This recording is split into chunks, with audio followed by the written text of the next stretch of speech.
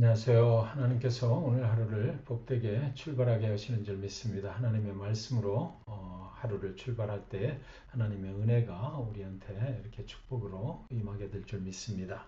시편 131편 1절부터 3절까지 말씀드리겠습니다. 여호와여, 내 마음이 교만하지 아니하고 내 눈이 오만하지 아니하오며 내가 큰 일과 감당하지 못할 놀라운 일을 하려고 힘쓰지 아니하나이다. 실로 내가 내 영혼으로 고요하고 평온하게 하기를 젖된 아이가 그의 어머니 품에 있음 같게 하였나니 내 영혼이 젖된 아이와 같도다. 이스라엘아, 지금부터 영원까지 여호와를 바랄지어다. 아멘입니다.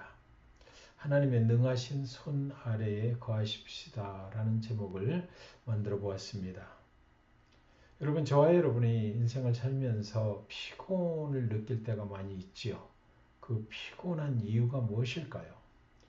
우리는 큰 일을 스스로 이루어 보려고 하기 때문입니다. 감당하지 못하는 일을 스스로 해내려고 시도하기 때문이에요.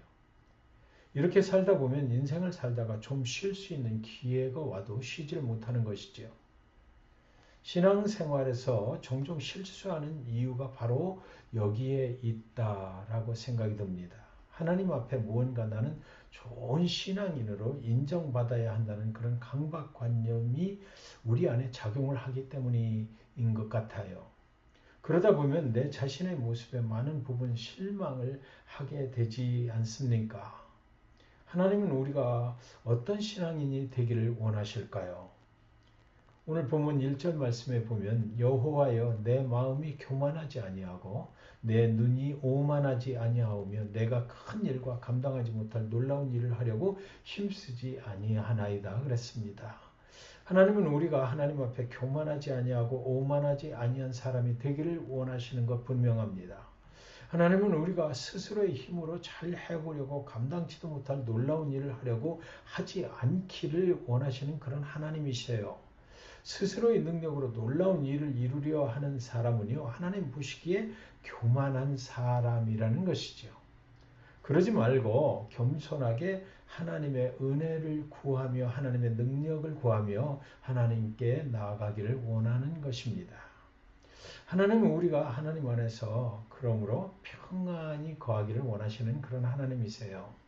스스로의 능력으로 놀라운 일을 이루어서 자신의 이름을 높이기를 원하는 사람은 교만한 사람이 되는 것이지요. 그런데 하나님은요, 그 교만한 자를 대적하신다고 성경에 기록이 되어 있습니다. 베드로전서 5장 5절 6절에 보시면 하나님은 교만한 자를 대적하시되 겸손한 자들에게는 은혜를 주시느니라. 그러므로 하나님의 능하신 손 아래에서 겸손하라, 때가 되면 너희를 높이시리라 그랬어요. 교만한 자는 대적하시고 겸손한 자에게는 하나님의 은혜를 베풀어 주신대요. 사랑하는 여러분, 그러니까 저와 여러분이 너무 잘하려고 하지 않았으면 좋겠습니다. 잘하려고 막 이러다 보면 내 능력으로 막 뭔가를 이루어내야 된다는 그런 강박관념이 우리 안에 생겨서 하나님 앞에 결국은 겸손한 자가 아니라 교만한 자로 이렇게 서게 되지 않나 싶어요.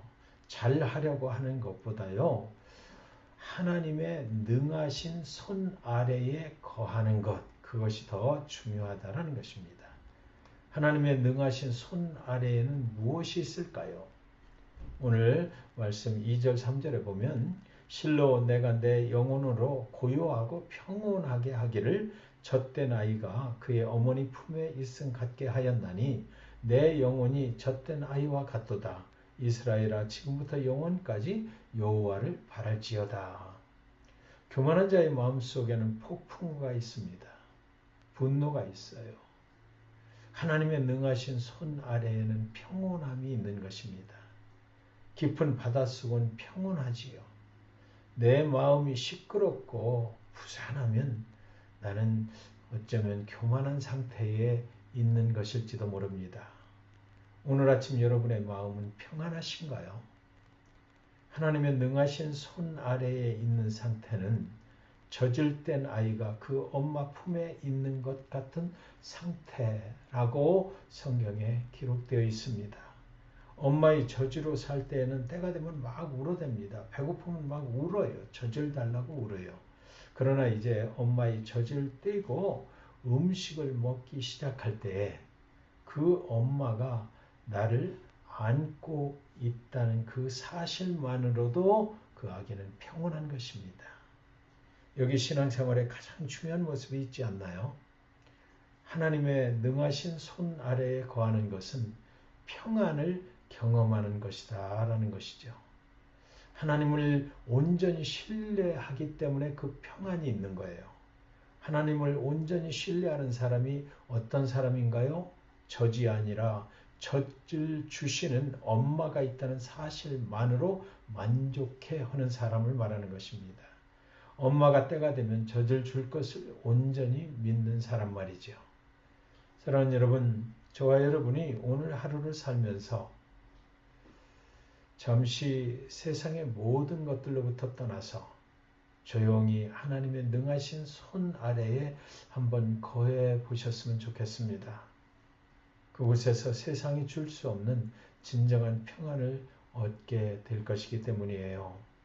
여러분의 사업처에서, 여러분의 직장에서 바쁘신 손을 잠시 멈추시고 그리고 홀로 조용히 하나님의 능하신 손 안에 한번 거해 보세요. 진정한 평안이 거기서 하나님으로부터 오게 됨을 우리는 경험하게 될 것입니다. 하나님의 능하신 손 아래에서 저와 여러분의 인생에 고요하고 평안한 하나님의 축복이 임하시기를 주님의 이름으로 간절히 축원드립니다. 말씀 기억하시면서 기도하겠습니다.